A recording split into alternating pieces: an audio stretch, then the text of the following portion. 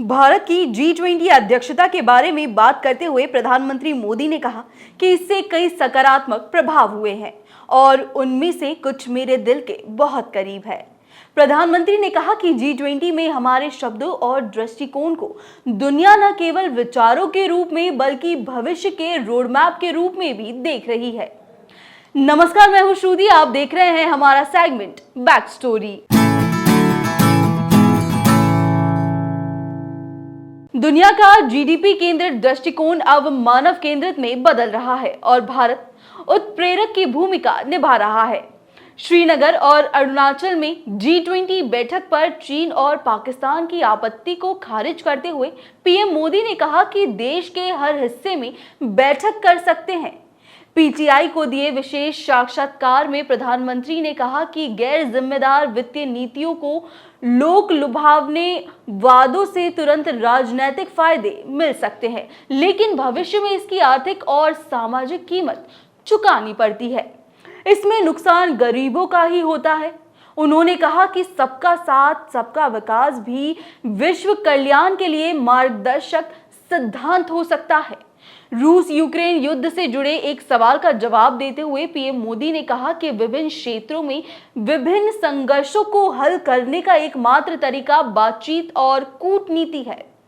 उन्होंने कहा कि आज भारतीयों के पास विकास की नींव रखने का शानदार मौका है, जिसे अगले हजारों वर्षों तक याद रखा जाएगा।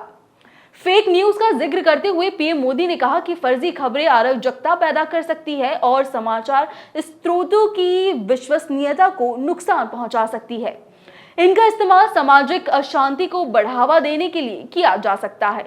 प्रधानमंत्री ने कहा कि 9 साल की राजनीतिक स्थिरता के कारण कई सुधार हुए और विकास होना स्वाभाविक है। प्रधानमंत्री ने कहा कि भारत की G20 अध्यक्षता ने तथाकथित तीसरा दुनिया के देशों में भी विश्वास के बीज बोए।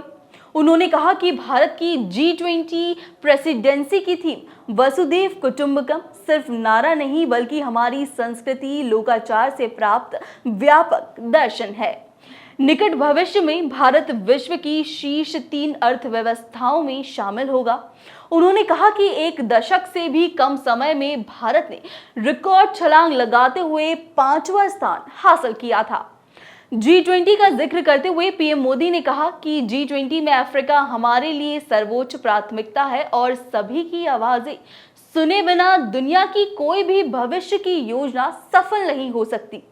उन्होंने कहा कि दुनिया के सामने महंगाई की प्रमुख समस्या हमारी G20 अध्यक्षता ने न यह मान्यता दी है कि एक देश में इन्फ्लेशन विरोधी नीतियां दूसरों को नुकसान नहीं पहुंचाती है। कभी एक बड़े बाजार के रूप में देखा जाने वाला भारत अब वैश्विक चुनौतियों के समाधान का हिस्सा है। सभी क्षेत्रों के लिए G20 मंत्री स्तरीय निर्णय दुनिया के भविष्य के लिए महत्वपूर्ण साबित होंगे। बदलती वास्तविकताओं के अनुरूप संयुक्त राष्ट्र में सुधार का आह्वान करते हुए पीएम मोदी ने कहा कि 20वीं सदी के मध्य का दृष्टिकोण 21वीं सदी में दुनिया की सेवा नहीं कर सकता। प्रधानमंत्री ने कहा कि आज की दुनिया एक बहुध्रुवीय दुनिया है, जहां नियम आधारित व्यवस्था के लिए संस्थाएं बेहद महत्वपूर्ण है, जो निष्पक्ष और सभी चिंताओं के प्रति संवेदनशील है।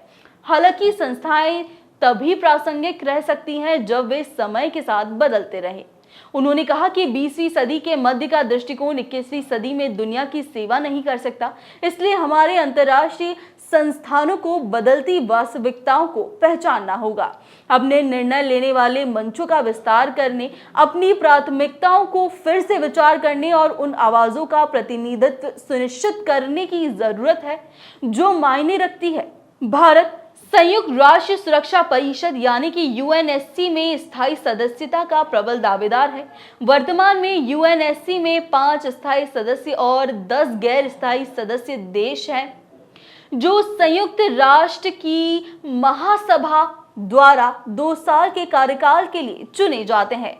5 स्थायी सदस्य रूस, ब्रिटेन, चीन, फ्रांस और संयुक्त राज्य अमेरिका है और ये देश किसी भी ठोस प्रस्ताव पर वीटो कर सकते हैं। समसामयिक वैश्विक वास्तविकता को प्रतिबंधित करने के लिए स्थायी सदस्यों की संख्या बढ़ाने की मांग समय समय पर उठती रही है।